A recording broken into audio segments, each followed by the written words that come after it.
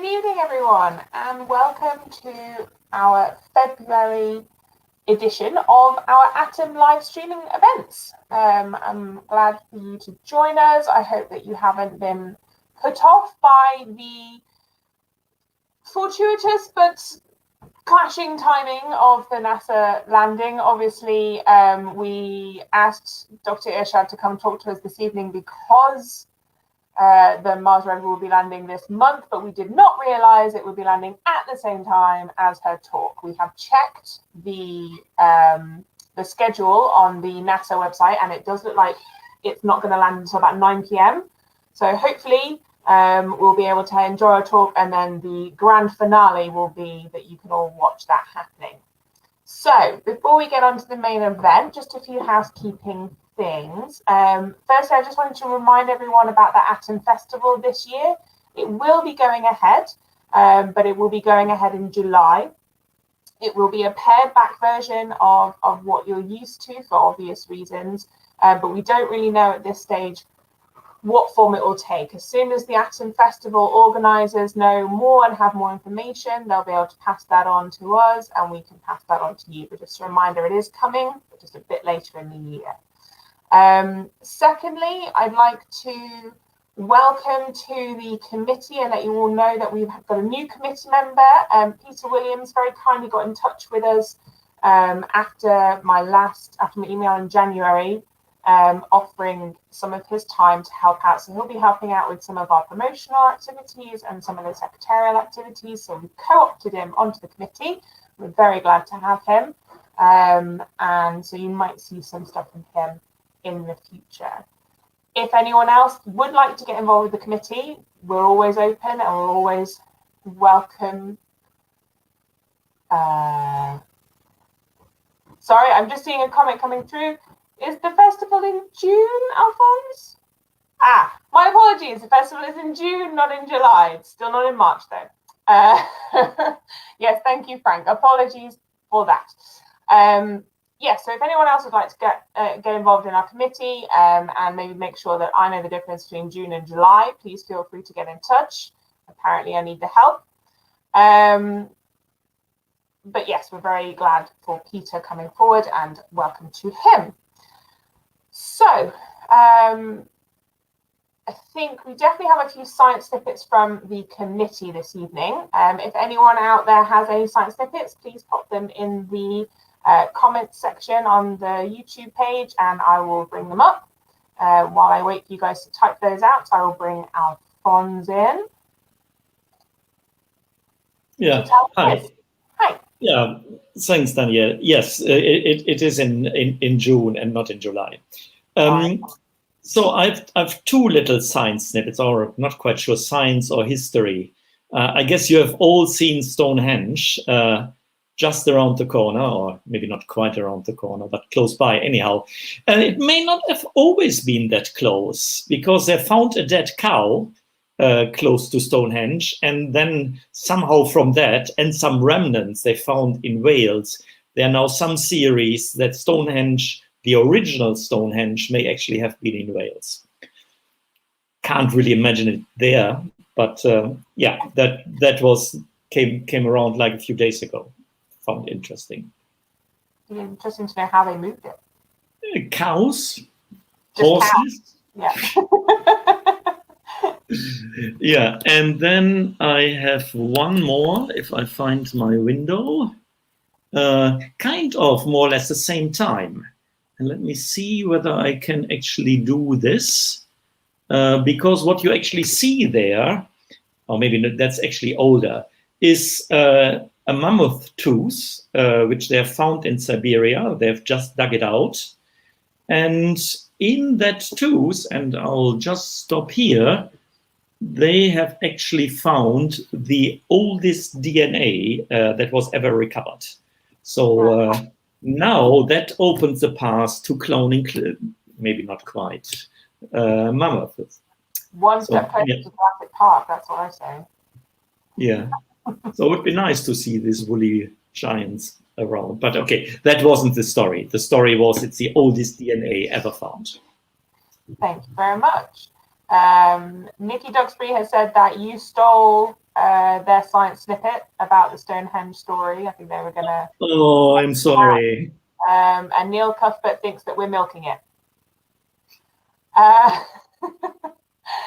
And okay, cool. Thank you very much. James, I think you. Oh, sorry. James, there we are. Hi. Hello. Hello, good evening. I've got a couple of snippets. One of them is to do with a radio program. Some of you may listen from time to time to Melvin Bragg's program that's called In Our Time. There was a panel discussion a couple of weeks ago about eclipses. Eclipses. Eclipses. And one of the panel members was our old friend, Professor Frank Close. And some of you will know Frank. Frank, together with Alphonse and I, we were the founding members of the Atom Festival. But Frank was talking about eclipses on this occasion. And he said that this present generation, our generation, is very fortunate because we're able to see the full corona when the moon passes in front of the sun, because the disks just coincide in terms of the angular size. And so we can see this wonderful sight of the corona. But future generations will not be able to do that because the moon will shrink, but not shrink literally, but it will move further and further away from the Earth. So the disk of the moon will be smaller than the disk of the sun, and you will not see the corona. It's going to take a long time. The interesting thing to me was Frank said the rate at which the moon is moving away from the Earth is equal in speed to the growth rate of your fingernail. Now, that isn't exactly high speed, is it? So it'll be a few generations yet before anybody can no longer see the corona. So I thought that was fascinating. I don't know how he found out that speed of the moon going away, but anyway, he did. The other snippet I have is one that goes back to my origins. I was a mathematician many, many years ago, and I was also a Boy Scout. And Boy Scouts learn how to tie knots. And one branch of mathematics is to do with knots and knot theory and so on. There's a professor in St. Catherine's at Oxford who's just solved a long-standing mathematical problem to do with knot theory. If you take a piece of string and you loop it round and tie the two ends together or fuse them together so you have a loop, and then you crumple it up and put it on the table, the thing is, can you tell from that crumpled part of string whether it is a single loop or whether there are knots within it? A single loop, by the way, is called an unknot. I didn't know that until this. Anyway, this professor, his name, I've got it here, is Mark Lackenby, mathematician, and he has developed an algorithm based on quasi-polynomial time, which when you photograph this tangled pile of string, it can tell you quickly if it is an unknot. In other words, whether it would untangle into a single loop or not. I thought that was a wonderful piece of research that he's done, and he's world-renowned for his study on knots, and I'm sure that the Boy Scouts are going to be delighted to learn all about that. So those are my two snippets. Thank you very much. Thank you, James. That was really interesting. Yeah. Ken Hartley has commented saying, not a science snippet, but thought audience might be interested. I'm not entirely sure what you thought we might be interested in, Ken. I think maybe your comment got cut off. Frank has responded to James. The speed of recession from bouncing lasers off reflectors left there by Apollo astronauts. So that's how they figured out the speed. Thank you very much, Frank. Okay, so bring you back in, Alphonse. And if you would like to introduce our speaker for this evening. Yes, so it's a great pleasure for me tonight to introduce Rain Irshad. And she is a colleague of mine at the Rutherford Appleton Laboratory, where she works at RAL Space. Originally, she studied in Oxford and at UCL, physics and advanced instrumentation.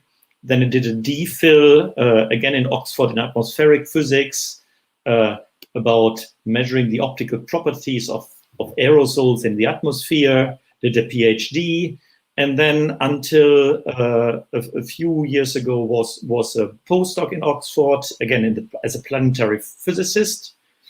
And until December, I would have introduced her as the lead for the autonomous systems group at RAL Space. That's not true anymore because she has been promoted, and since January she's actually leading the space engineering and technology division in RAL Space. But not only that, she's not only accomplished physicist, engineer, space scientist, she has also won in 2019 the We Are City Award as a rising star in science and engineering. So I'm especially pleased that she will tonight tell us all about Mars and why we can't get enough. Thank you.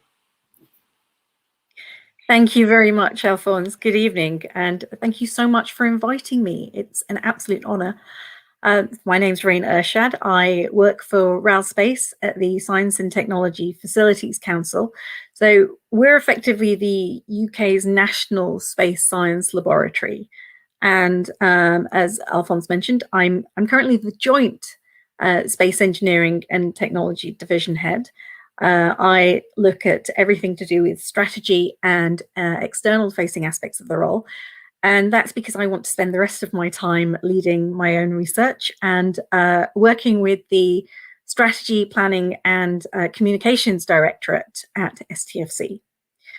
And what that effectively means is that it's my job to oversee the development of instruments to explore space, and then to see if I can find exciting, interesting and valuable things to do with those instruments back here on Earth.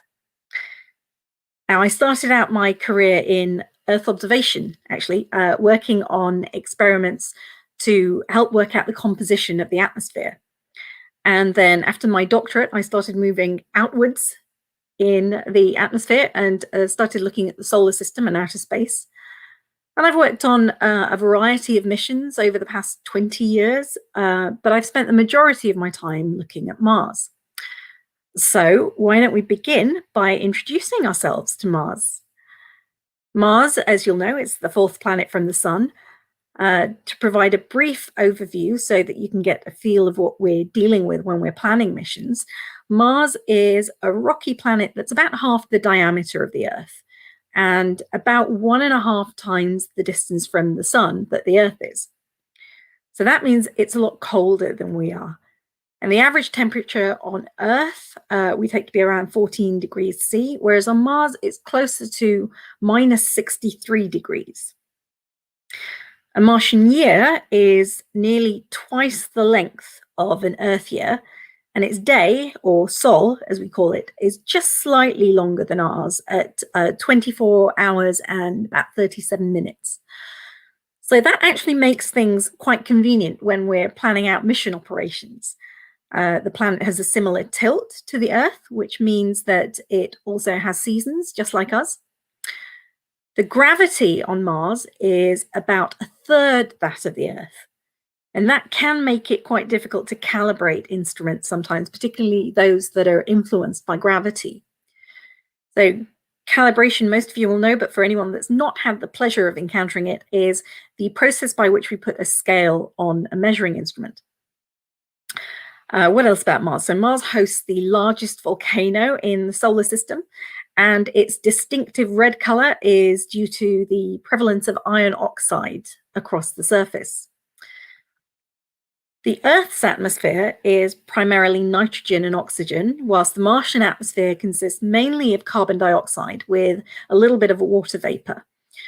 And we've been lucky enough to have quite a few successful orbiter missions around Mars, and they've allowed us to study the composition of the atmosphere in more detail.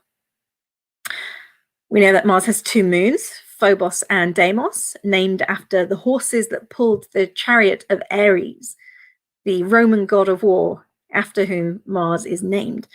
Now, I like the fact that those names roughly translate as panic and fear, which is somewhat appropriate. Now, these two are so ugly, we actually believe they are captured asteroids, and we should have our first mission targeting these moons specifically coming up in the next decade. That's the Japanese space agency JAXA, who've set their sights on a Mars Moons Explorer mission, or MMX. Now, as our closest, more hospitable neighbour, given that Venus basically awaits us with sulfuric acid clouds and blazing temperatures, not to mention immense pressure, Mars has always been an attractive goal for space explorers.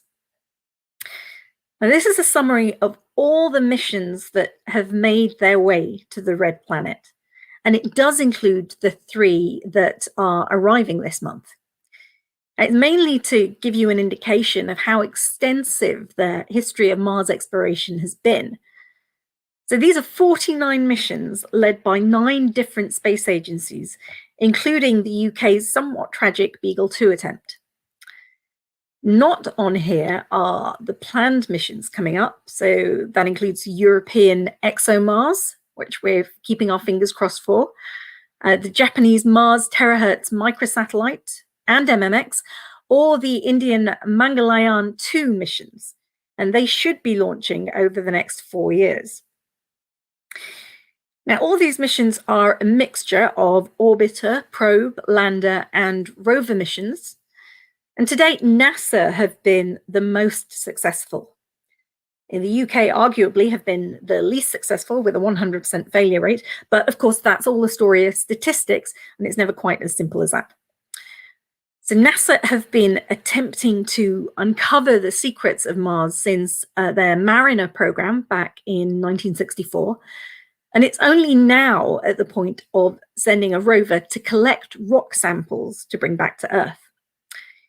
In the meantime, China's attempts didn't actually begin until 2011, but they've just sent an orbiter, a lander, and a rover in one go. And they look set to challenge NASA to be the first to return samples. What you might be able to see amongst here is that the Soviet Union had a string of failures, unfortunately, from 1960 until they finally succeeded in orbiting Mars in 1971. They were, however, incredibly prolific and ambitious, attempting to send 3 rovers before NASA finally beat them on their own first attempt by delivering the Sojourner rover in 1996. So that's a long time after they first started going to Mars. Now, the Americans and the Russians between them had a monopoly on Mars until June 2003, when Europe made history by putting their own Mars Express orbiter around the planet, and at the same time broke hundreds of British hearts by failing to get a signal back from Beagle 2. That's the British lander that made Colin Pillinger a household name. Now, I could talk about the history of Mars missions for hours, because they each had their own stories, their own champions and heroes, and their own tragedies and failures, as well as successes. But the real question, looking at all of these missions and knowing that there are many more to come, is why?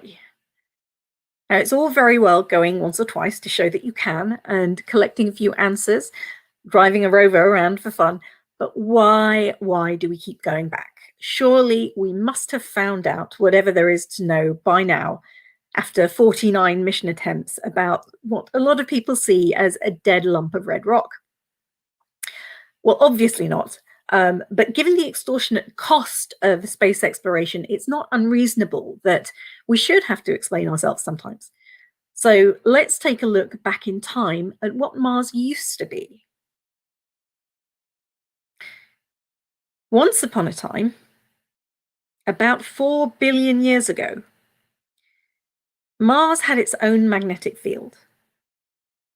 Now, on Earth, this is due to convection currents in a molten iron core.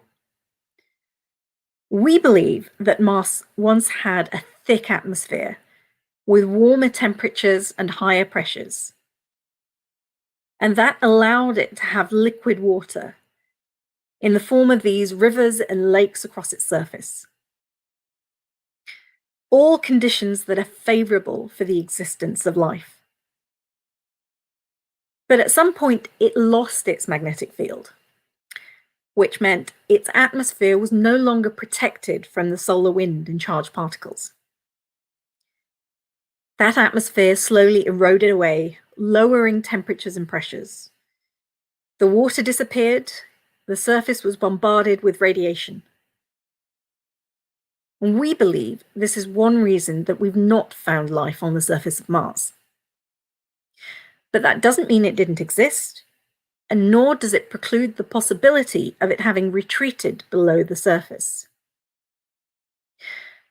So you can see that in the search for life beyond Earth, Mars is a prime candidate for host. And this is one of the things that makes Mars such a fascinating choice for exploration missions. Now, obviously, life's one of those critical goals in space exploration, but it's not the only one. Mars used to be a lot like Earth, which means it could potentially tell us a lot about what might happen to the Earth in the future, and to help us understand our own planet as well as the others in the solar system. So to look at that in more detail, I'd like to talk about a mission on which I worked a great deal during my career, and that is in-Situ. in-Situ, or the interior exploration using seismic investigations, geodesy, and heat transport. I believe the words were slotted in after they decided on the name. That was the last NASA mission to Mars. It launched in May 2018, and it landed successfully in the November of that year. Now, its aim is to investigate the deep interior of Mars. And the mission has reused heritage flight and lander systems from the Phoenix mission, and the bulk of its science instrumentation originated from Europe. It is the first dedicated geophysical mission to any extraterrestrial planet. Now, while it's true that we've been to Mars quite a few times now, the majority of the data that we've gathered has taught us about the planet's atmosphere or its surface. But there is still a great deal that we don't know about the interior of the planet. In fact, even though all of the inner planets are rocky, so they all have a solid surface made up of rocks and minerals, and the only one of which we have any first-hand knowledge in terms of what's going on under the surface is the Earth. We can speculate, we can make intelligent hypotheses based on the data we've collected from our space instruments, from our observations of the planets, their gravity, their density profiles. We can deduce that they all have the same basic structure. So a central core, a mantle, and a solid crust. Seismic data from the Apollo missions told us that the Moon has a similar structure as well. Now, we know these planets all formed in similar ways about 4.5 billion years ago. We don't know exactly what that process was or how they all ended up so different. The in-Situ science package is providing data that will help us to find out more about the evolution of Mars, and thereby the other rocky planets as well, hopefully. We'd like to find out whether there is seismic activity or Mars quakes happening on the planet.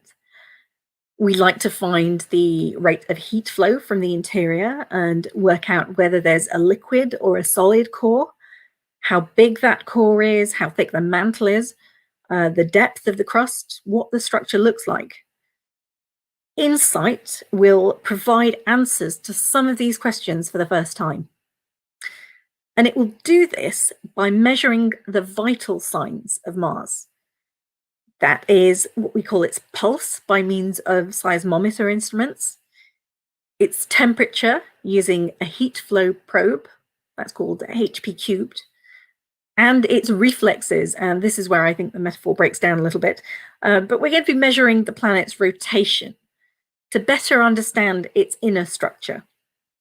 And that's done by the RISE instrument, which was led by the Jet Propulsion Laboratory.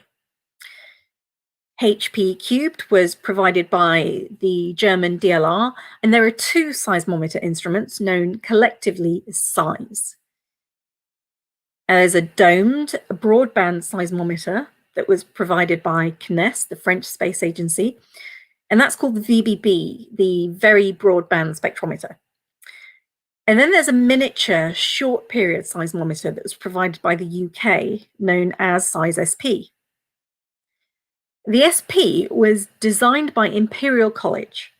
It was built by Oxford University and controlled by electronics that were laid out by RAL Space at Harwell.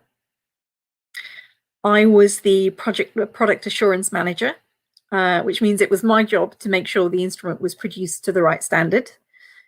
I designed the calibration rig, and I was the Planetary Protection Officer. So making sure we kept any extant life on Mars safe from nasty Earth bugs we might be sending over there. The UK science team also includes Bristol University, who analyse the data and will interpret the results of the information we get back. So SEIS-SP is a 3-axis microseismometer. It's made of 3 orthogonal dies or sensors. And each of these sensors is made up of a proof mass that's suspended between capacitive plates with an electromagnetic feedback control system.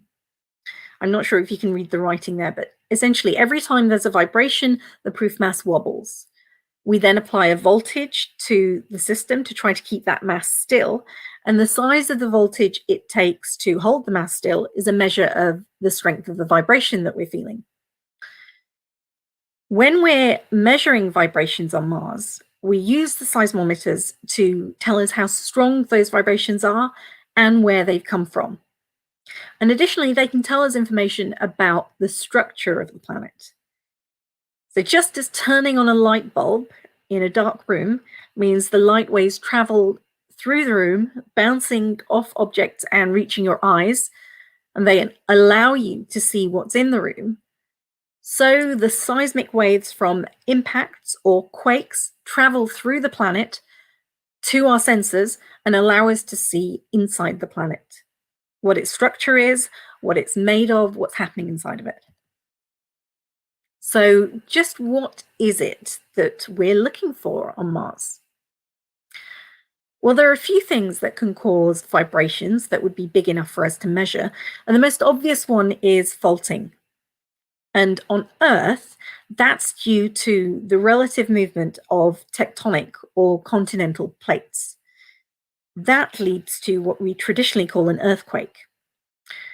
While there's not a great deal of evidence suggesting traditional plate tectonics on Mars, there is indication of historic tectonic activity in the planet's history. We do know that there was volcanic activity, and that also could have impacted the geological structure of the surface. The other possibility for wobble-causing events within Mars is the slow cooling and contraction of deep rocky material in the crust. Again, on Earth, we know these as intraplate events, where sudden releases of built-up energy that lead to tremors. The few studies in recent times that have looked at the likely rate of seismic events on Mars assume that most Martian seismic activity is along these lines.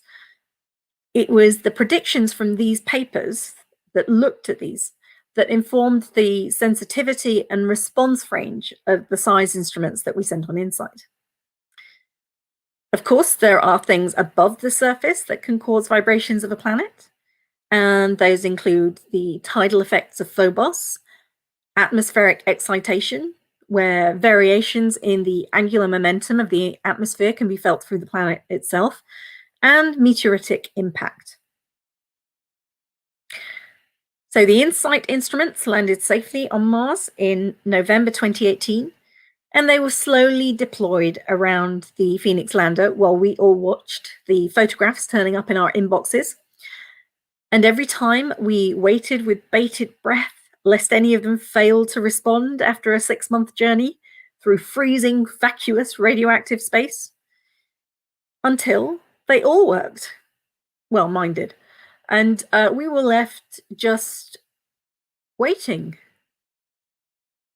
Of all the things we prepared for, strangely, the one thing we didn't prepare for was silence, which is what we got. Until finally, on Sol 128 of the mission, April 6th, 2019, I got an email with an audio file. I had never had an audio file from Mars. And if you were ever curious about what Mars sounds like, this is it.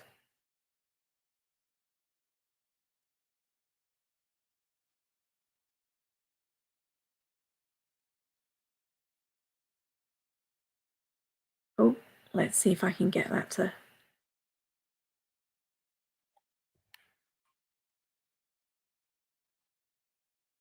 No. Oh dear. Here we go. There we go. That's the Martian wind. And this is a Marsquake.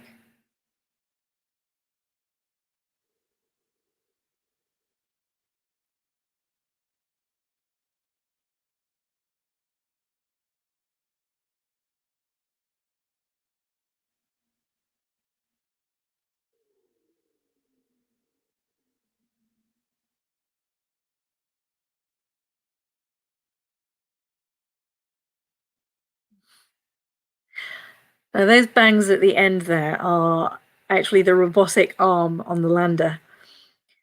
We did receive 3 other seismic signals from Mars on Sol 105, 132, and 133, but they were very small, and we've yet to identify the source of any of those, which is why I've decided to speculate on alien activity. So that's what we've just done on Mars. Why would we want to go back so soon? What is possibly left on Mars that our colony of rovers have not already found? Well, for Martian scientists or terrestrial scientists interested in Mars, that the answer to that question is a whole Alexandrian library full of knowledge. But we are reaching the limits of what we can find with our fleet of inspirationally named robots. We're no longer happy finding things on Mars. We want to bring things back from Mars. Ladies and gentlemen, welcome to the risky and controversial world of sample return. Now, what's so controversial about bringing back a lump of old rock? Well, that would be the fact that it costs as much as Richard Branson. On the plus side, we are succeeding in drastically reducing the costs with collaborative technology development programs. 30 years ago, it was estimated that Mars sample return could cost as much as one Jeff Bezos does now. For anyone trying to crunch the numbers, that's a reduction by a factor of 30 that we've achieved. And yet, despite the costs, it's the return of samples from space that's the next major goal for space exploration for all of the space agencies. In 2007, 14 space agencies came together to develop a global exploration strategy for space. And this strategy aims to bring nations together in a common cause, to reveal new knowledge, to inspire young people, and to stimulate technical and commercial innovation. It plans to do that by presenting a vision for robotic and human exploration that focuses on destinations in the solar system where we could one day live and work. In response to this strategy, an international space exploration coordination group was established, and that group has slowly grown over the years until it now stands at 26 space agencies. The group have been issuing a roadmap for delivery of this strategy, and the last iteration was published in 2018. It looks something like this. So for the moment, if we concentrate beyond Earth orbit, we're looking to establish a deep space gateway, a platform around the moon that will serve as a stepping stone to the solar system. Lunar missions are about resource prospecting and human exploration, while towards 2030, we're planning Mars sample return missions with a view to sending humans to Mars. On the moon side, we want to explore those areas that we didn't get to see during the Apollo era. And there have been a number of plans for lunar polar sample return. And that means developing new technology, including a method of returning and storing icy samples, something the people at STFC have begun investigating. If you combine that with the plans for Mars sample return, that's nearly a third of this strategy that's dedicated to returning samples. So it's a pretty major goal worldwide. And if you think about it, it makes complete sense. For the majority of space systems engineers, the limitations of the instruments we build are all too real. Whilst the instrument that I helped to build for InSight will return valuable data, we know that it will only ever offer a snapshot of what's happening on Mars. Sample return, on the other hand, provides us with fundamental ground truth. It's a unique opportunity to apply precise measurement techniques that can't be employed in space. We can use large facilities, such as the Diamond Light Source at Harwell. We can gain crucial knowledge about everything from identifying potential resources to the origins of life. Information that we couldn't get any other way, certainly not with the same level of accuracy. Now, the history of sample return is almost as long as the space program itself. Many people believe that the space race between the US and the Soviet Union was about putting a man on the moon. And that might be what the politicians were concerned about. But behind the scenes, the main goal was to be the first to return a piece of the moon to the Earth. The Soviets had been trying to land a craft on the moon since 1959, when they began their lunar program.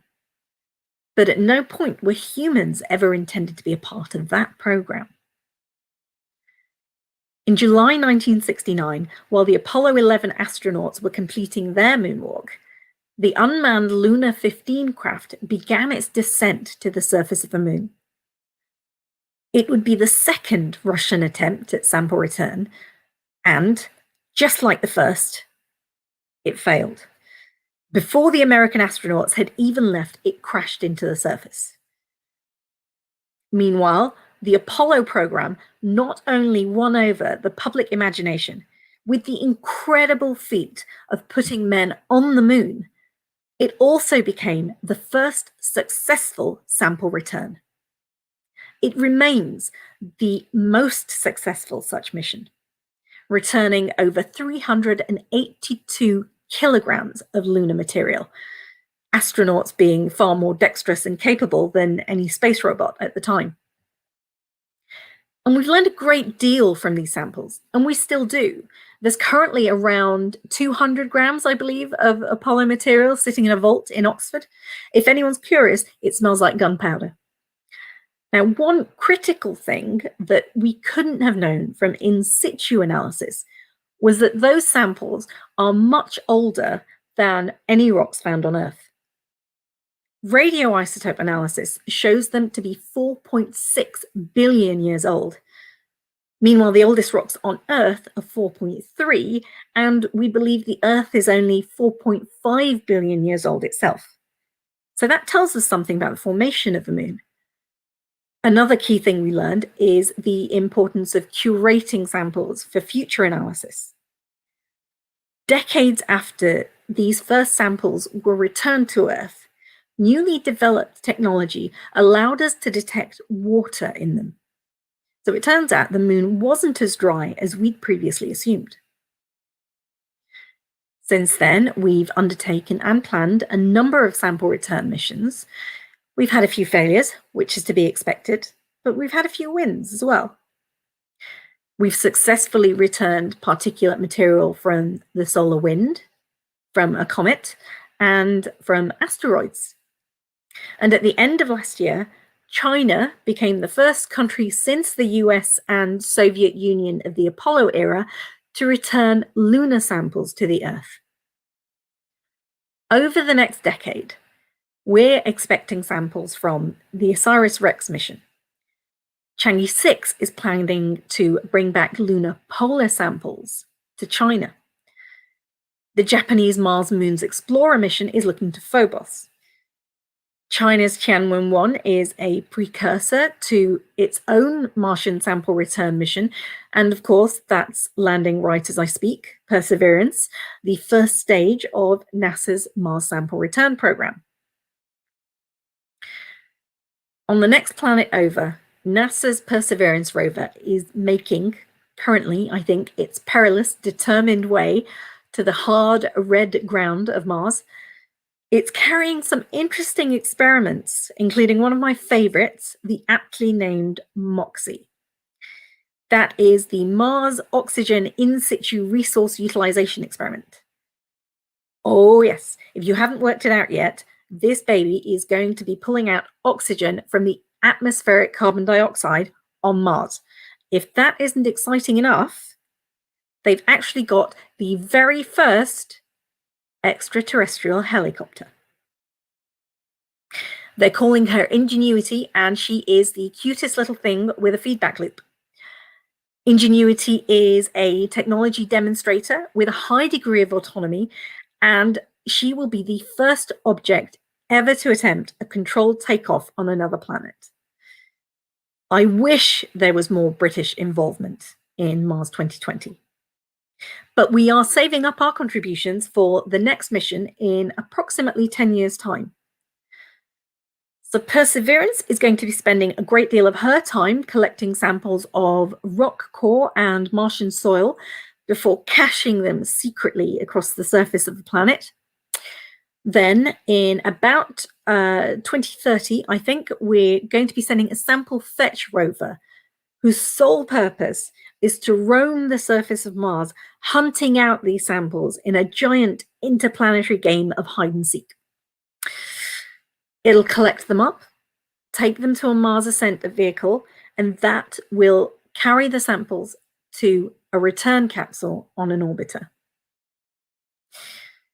Now, a mission of this scale cannot be undertaken by a single space agency alone, which is why in April 2018, NASA and ESA signed a letter of intent, agreeing to work together on a multi-billion-dollar program to return samples from Mars. ESA agreed to provide the sample fetch rover and a robotic arm, as well as the orbiter, and the UK already have significant involvement here. Airbus have received study contracts for both the sample fetch rover and the orbiter, and it's Airbus UK that are working on the fetch rover. RAL Space, so that was my former group, the Autonomous Systems Group. We've been working with ESA to set up a team to support any field trials that might be needed for the rover development, building on the heritage and the expertise that we have here. Now, there is something important that we've not actually touched on yet. There are challenges related to Mars return that we've not had to face with any other mission. And it's to do with that point I mentioned earlier about Mars having potentially harbored life. And one of the best job titles I have ever had is that of Planetary Protection Officer for SEIS-SP on the InSight mission. Planetary protection relates to the risk that when we're sending experiments out into space, we could contaminate the environments that we're exploring. In particular, there is the risk that we could compromise life beyond Earth or compromise the integrity of future experiments. It'd be pretty embarrassing if we had to admit that our first evidence of extraterrestrial life was actually a false positive because one of our engineers sneezed on a lens. Conversely, we also have to make sure that we don't risk accidentally decimating life on Earth by introducing an alien species. The aim of planetary protection and the body that regulates it, COSPAR, is to minimize those risks. COSPAR is the Committee on Space Research, and it provides recommendations on how to meet the planetary protection requirements that are actually a legal stipulation of the United Nations Outer Space Treaty. And COSPAR categorizes every spacecraft mission depending on the target body and the mission aim. Mars Sample Return will be a Category 5 restricted return mission. That category attracts the most stringent requirements for sterilization and biological control. That means we won't just be able to bring those samples back to Earth and begin analyzing them the way we've done with asteroids or the moon or any other dead body. We'll need a dedicated facility with appropriate levels of containment in which to unpack and study those samples. We'll be peeling away up to 4 layers, I think, from a 1.5 meter capsule to reveal samples that are actually no bigger than a pencil. It's going to be a giant game of pass the parcel, but with robots inside double-walled isolators. We'll need to do a lot of planning.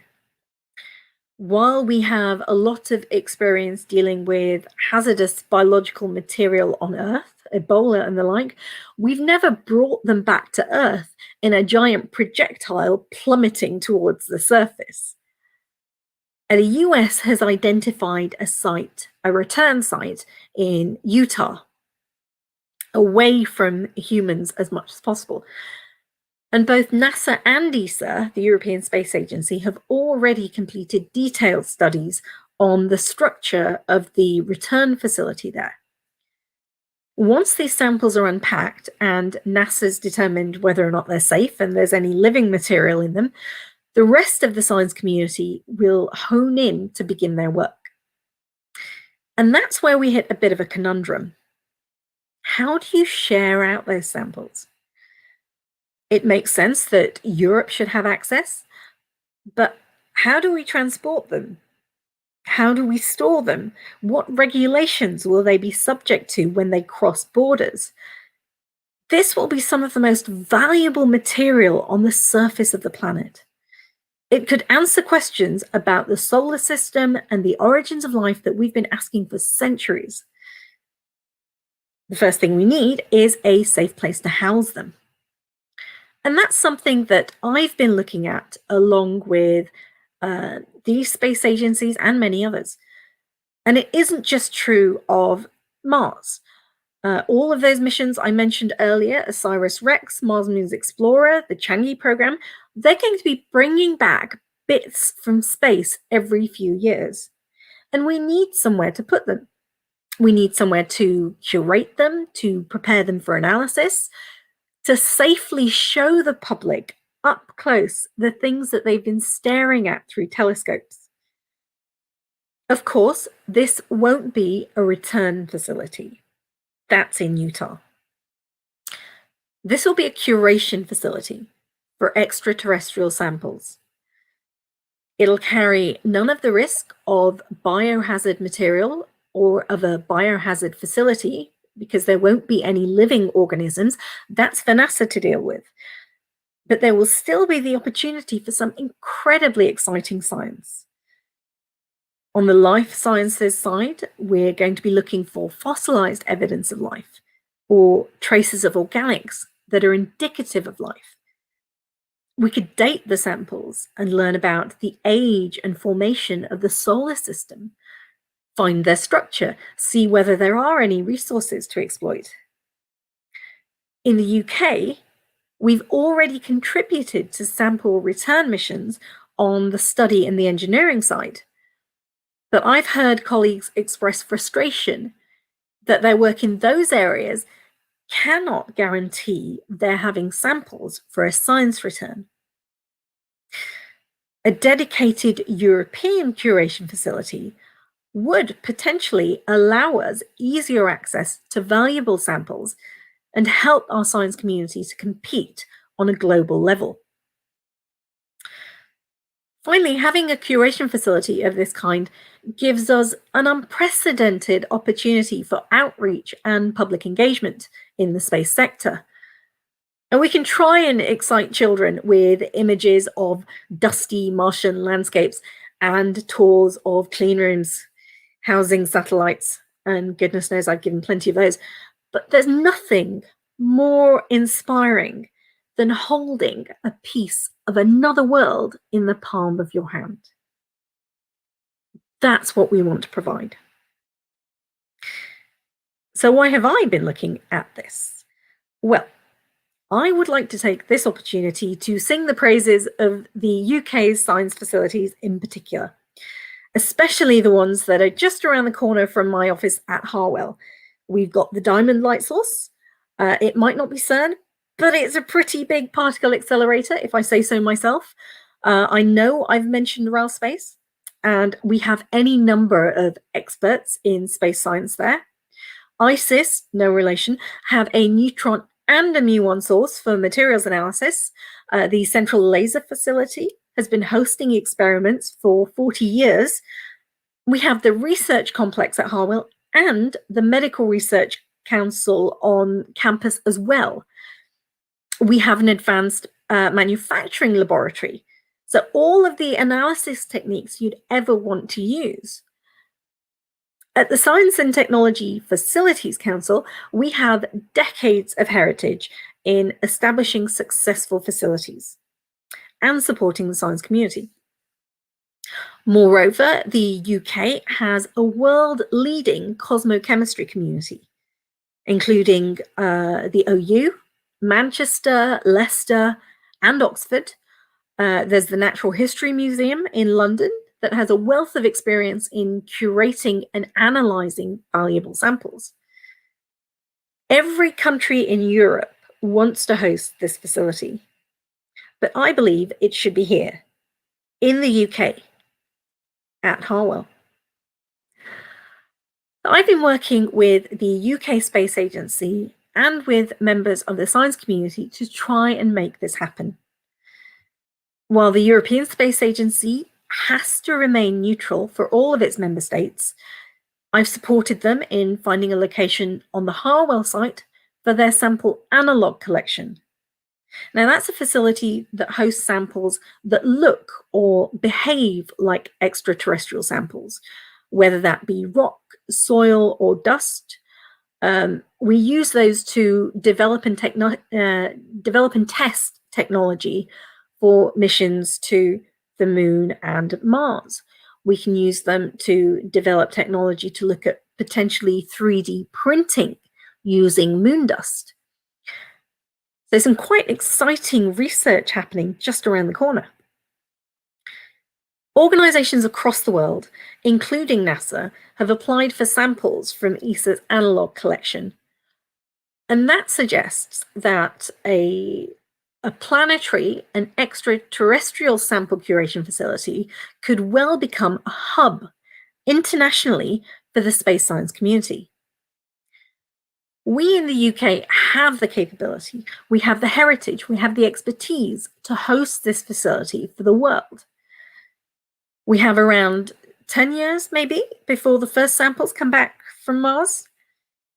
And for me, that means that I have 10 years to fix it so that you'll be able to come and see me at my office and see a part of another planet at the same time. I'd like to thank you for listening to me today when you could have been watching the Perseverance landing media that I've showcased in this presentation, much of which you can have access to on the ESA and NASA download sites. So if you'd like information about any of that in particular, please do get in touch. Thank you very much for listening to me. Thank you very much, Rain. That was really, really interesting.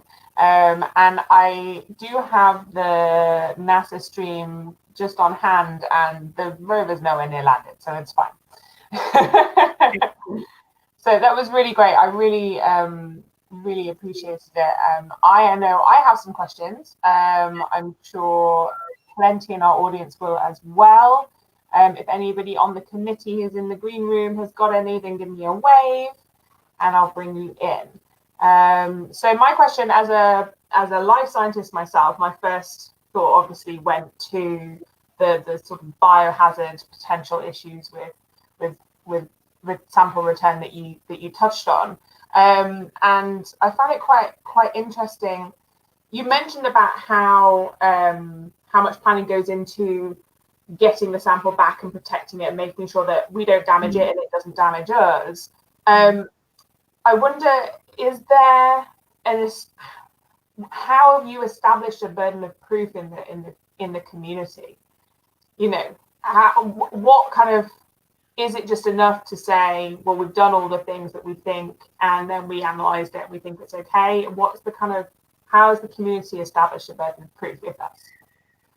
We've actually been working on this for quite some time, and I know we've all desperately kept our fingers crossed at every possible mission that could have measured for traces of life, and we've really wanted to find something. And currently we're hanging our hopes on, if there was something, then maybe it buried itself beneath the surface, and we know that's pushing it. But hopefully there'll be traces of the kinds of things that could indicate that life once existed. That's the most likely scenario. If we do happen to find some evidence of life on Mars, what's going to happen with that return capsule is that as soon as it lands in Utah, it's going to be taken away. All of the intense military operations that you've seen in alien films, they're going to be escorting this thing to a return facility, which is going to have incredible layers. As well as the biohazard and the safety side, we're also going to be looking at security, because this is so valuable, because of the potential for contaminating Earth. We have to make sure that it's secure, not only in terms of its value and for potential contamination, but also from anyone who might like to take it from us and expose it to the Earth. What we do is keep it contained for as long as possible. We make sure that it is behind several layers of glass, of perspex, that it's never touched by humans until we know that it's been sterilized. So robots do all of the manipulation, and we've developed some quite impressive robot technology to do that. The same people who look at a remote surgery using medical robots, that's the kind of technology that we've been using for sample manipulation. In terms of making sure that anything we do release is safe, there are two ways that we know. There was a study that I led a few years ago called STERLIM, and that was looking at sterilization limits for, in that case, for Mars and Phobos. Specifically, we were looking at the potential for transfer of biological material between Mars and Phobos, essentially to work out what the origin of any material we might find could be. But part of that work was working out what biological life could survive. It was a fascinating study. So we took a variety of samples of different types of life that you get on Earth, viruses, bacteria, single-celled organisms, and then we tried to kill them. We exposed them to intense radiation. We exposed them to extremes of temperature. We hit them very hard with things that were flying at great speed. So all the kinds of things that they would experience in space. And then we worked out whether or not they survived. And the scary thing was that some of them did. But that's also quite exciting. What we also managed to work out then was what it would take to kill something that we could potentially find. We're not expecting to find anything more than those sort of simple examples of life, although I personally think a virus is anything but simple. So we looked at what levels of, for example, heat exposure, or what levels of radiation you would need to expose these samples to in order to ensure that they didn't survive. Now we take those values and then we triple them just to make sure. And so any samples that we get back from Mars, there's going to be extensive tests done on them by NASA, because there is no chance that NASA is going to let go of anything that potentially could harbor life. Fingers crossed that they might miss something, but they're not going to do it. They're not going to let those go. Once they've concluded either that they've done all of the science that they can, or that there isn't anything to find, then just to be sure, before they release those samples, they will be sterilizing them. Oh. So any samples we get will be completely sterilized. Okay, thank you very much. We've got a few questions coming in from our audience, and I can see James waving at me right now. So I'll bring James in. Hello, James. Yeah, hello. Yeah, just a question. 10 years seems a long time to wait for samples to come back from Mars, and I rather hope you could do it a bit sooner than that. But I was wondering whether with the Perseverance robot, whether there are things like, I don't know, a microscope that it could actually spot, for example, microfossils and detect life without having to wait for 10 years. So what do you think the chances are, one method or another, of actually detecting life using Perseverance, the instruments on Perseverance, without waiting for 10 years? We do have instruments on Perseverance that are looking to detect the chemical signatures of life, and that essentially is the most sensitive microscope that you're going to get to be able to detect the basic chemicals that indicate that there might be life. So it's entirely possible that Perseverance will find something, which is fantastic. We're sending it to the location it's going to the crater it's going to, because we think that that was flooded at one point. It had the presence of water. In theory, it could have harbored life. And so if we're going to find it anywhere on Mars, we think we're going to find it here. If it does find anything that potentially could indicate that life did at one point exist, so those will be the kinds of chemicals that life produces, then we know that that's the place from which we want to take samples. And Perseverance has that capability, so it can do that. The other thing to mention actually about that 10-year wait, we know that that's around about the time that we're planning for the sample fetch rover to go out. So that's the next stage of Mars sample return for NASA. Given the rate that they're going, there is every possibility that China will manage to get there first. They are sending Tianwen-1 as a precursor to a Mars sample return mission, and they're doing everything all at once to make sure they can get as much information as possible. If something goes wrong, in some ways that's fantastic, because that means they're going to learn as much as possible from one mission, as opposed to all of the ones that NASA has sent over the decades previously. So I think it is possible we could get samples back from Mars, but it may not necessarily be the Western world that does it. Okay. Would China have the facilities that you're talking about in Utah to make sure that the samples are securely stored until they are eventually sterilized? They'll build it. And in the same way that the facility in Utah isn't built yet. I mean, it's not an alien concept. For example, we know there was a biohazard lab in Wuhan. We have a facility in Porton Down, Public Health England, to deal with all of our nasty bugs down there. So we know what we need to do to build what's called a BSL-4 containment level facility. And given the rate at which we've seen China build hospitals, they're not going to have any problem building this. But they won't be sending this thing down in Utah. It's going to be landing in China, because they're not going to risk anyone else getting their hands on it.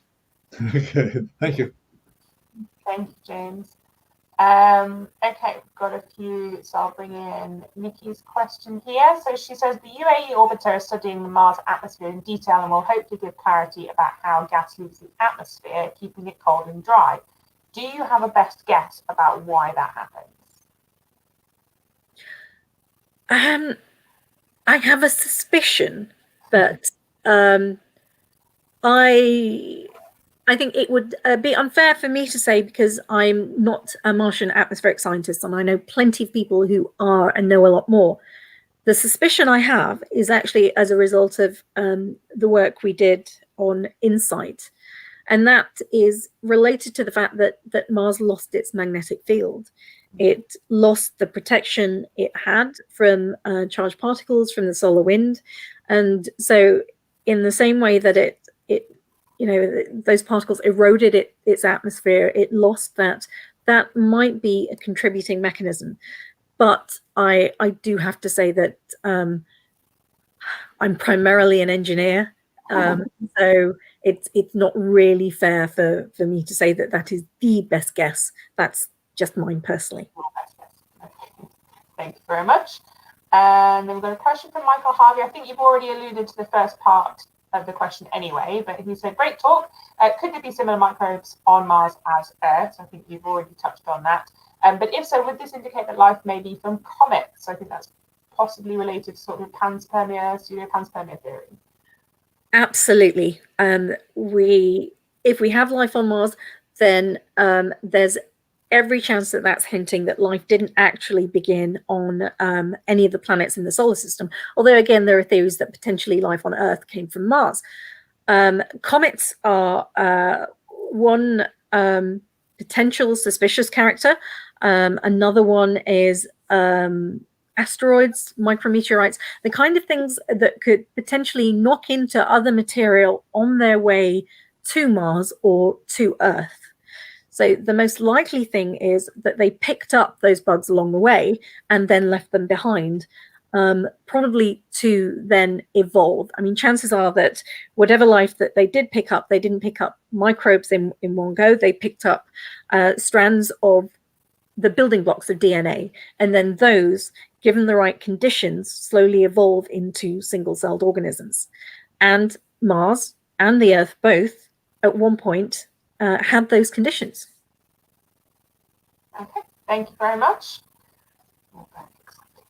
I'm just looking to see if the committee are waving at me. They're not right now. I did have another question. Obviously, we're talking about how literally every man and his dog is going to want to get their hands on these samples. Who picks? How is it determined? What is there a hierarchy in terms of I don't know, the physics being a pure science and biology not, or is it like who determines who gets first dibs? It's a combination of politics, money, and pure expertise. So the country that's leading the mission, that will be the one that definitely gets the samples because they decide where they land. And that really is the guaranteed way to make sure that you get samples. After that, whether or not you get samples depends on where you go. So if you go directly to the nation that is going to be accepting those samples and opening them up, then you can offer political leverage. You can demonstrate that you would be a good partner to have to collaborate with. I don't know whether I know that there's a long history of all sorts of ways in which other countries negotiate whether or not you can offer a panda in exchange for samples or that kind of politics.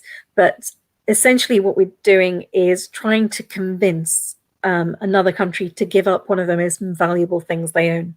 And the best way of trying to convince another country to do that is to give them money. We can do that in a couple of ways. We can collaborate in the mission that actually brings them back, and that offers us some leverage. So in that sense, we're not only offering them money to help bring the samples back, because these missions are so incredibly expensive that we can't do them alone, but it also takes a lot of expertise to make sure that at each stage mistakes aren't made, because you don't want all of those years of hard work and all of that money blowing up in one poof of a frozen O-ring. So being able to collect expertise from around the world also makes it more likely, and then you've got a very strong argument for saying that you should get samples as well. It's not a guarantee though, because possession is 9/10. So the next thing you want to demonstrate is that you can offer money to help them invest in the next expensive stage, and that is the curation and the science itself. So to help to make sure that can happen, then you can demonstrate that you are the best. And the great thing about the global community is that we do have exceptional scientists across the world who all have their own little areas of expertise. We're all very good at lots of different fields. And the thing about sample return is that while it might seem that it's just about people who are interested in the rocks or people who are interested in life, there's a lot of cross-cutting science that can potentially happen, including things like, you know, whether or not you can 3D print habitats, whether or not you can extract resources. So we are then looking at the things that were until recently science fiction, like mining asteroids, like living on another planet, or at least supporting astronauts. So if you can demonstrate that you have expertise that could provide knowledge that another country would not be able to get so easily, that again, you can leverage to get samples. So those are the kinds of things that we're going to be relying on. And in Europe, we have the European Space Agency that we are a member of, separate to the European Union. And so we're not on our own. So as well as you know, potentially negotiating on our own as the United Kingdom, we also have the European Space Agency negotiating on behalf of its member states, which has a lot more funding and a lot more clout. So they've already been in discussions and negotiations with a lot of space agencies to look at potential ways of exchanging access to samples and therefore also being able to get some really exceptional science out of these things. Yeah, thank you very much. Okay, so I don't think we've got any more questions coming through on the chat, and all of our committee are nice and settled in their chairs. So just leaves for me to say thank you very much again for a really fascinating and very timely talk. I think NASA are just about getting ready to touch down, so we can all pop over to YouTube now. So yes, thank you again, and enjoy watching the landing of Perseverance, and good luck with everything that comes with it. Thank you very much. Yeah, and thank you very much for having me. And absolutely, I can encourage everyone to go and find out now what's going on. I think we discussed briefly beforehand whether or not we were going to be able to see this. It looks as though we're probably going to see everything up to the parachute deployment. So it's going to be quite exciting. Let's go and see what happens. Very cool. Thank you very much. Have a good night, everyone. You do. Bye.